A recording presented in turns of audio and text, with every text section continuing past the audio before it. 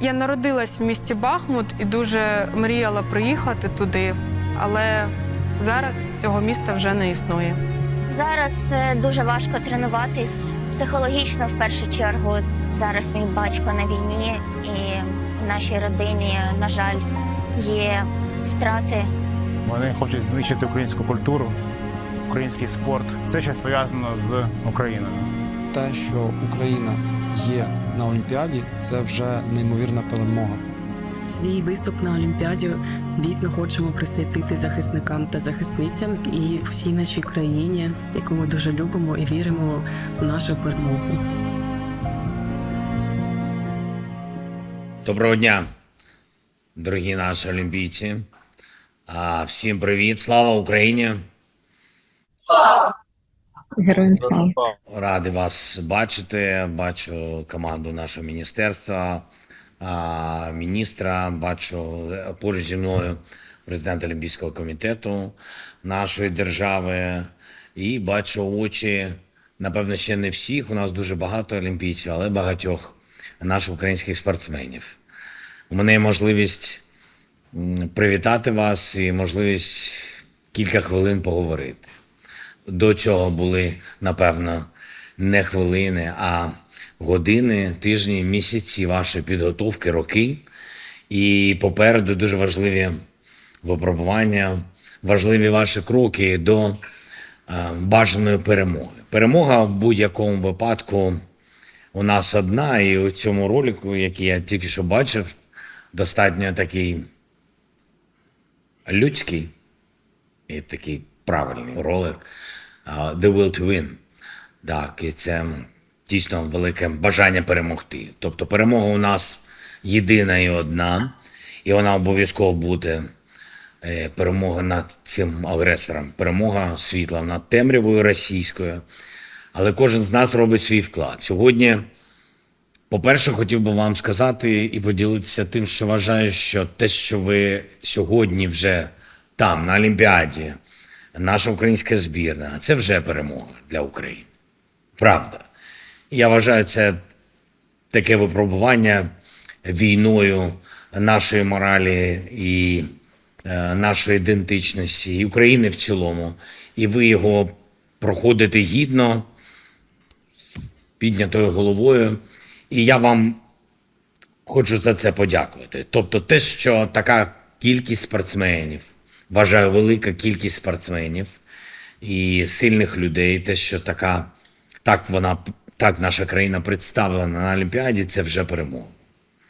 І я вважаю, що це також перемога не тільки для нас, для вас, це також велика перемога для тих спортсменів, які, на жаль, яких немає, які віддали своє життя, які загинули на війні, яких забрала ця трагедія. І тому для них також ваш виступ, ваше представлення, те, що на Олімпіаді, те, що в Україні є таке обличчя, сильне, живе, людське, українське, я думаю, для всіх цих людей, хто в нашому серці, в нашій пам'яті, для них це також дуже важливий день. І також я вважаю, що це велика перемога для всієї європейської спільноти, для всього світу, що Україна не здається, вона бореться і бореться на Олімпіаді також. І це важливо, дуже важливо, що ми зберігаємо нашу збірну. Я хотів би подякувати вам за це і всім дотичним до цього, всім тим, хто вас тренує, допомагає, медикам, всім тренерському складу, всьому менеджменту. Хочу дуже подякувати і вашим близьким рідним, які морально вас підтримують, ваш дух. Цей дух дуже важливий.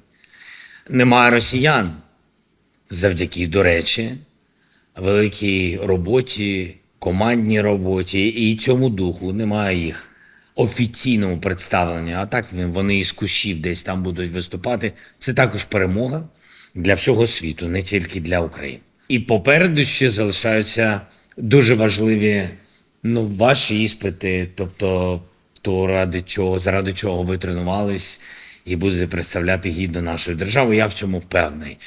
Це ваші кроки, ваші досягнення, дай Бог, нагороди. Але ще раз підкреслю, головна нагорода – а це те, що ви є у України і ви є у Олімпіаді чи на Олімпійських іграх.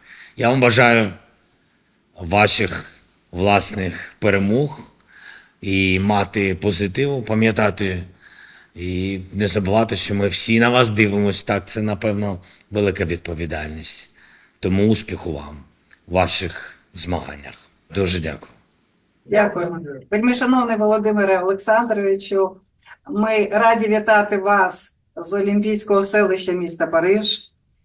Дякуємо вам за вашу підтримку, яка на сьогоднішній день вкрай необхідна нашій команді. Сьогодні в нашій залі присутні спортсмени, тренери, медичний і технічний персонал національної збірної команди України. Хочу надати слово олімпійській чемпіонці з академічного веслування Анастасії Кажанковій. Доброго дня, вітаю. Привіт. Перш за все, дуже вдячна, що ми знаходимося зараз тут, тому що це дійсно підняти наш прапор на змаганнях такого масштабу. Буде невеличка відрада для наших захисників, для всієї України.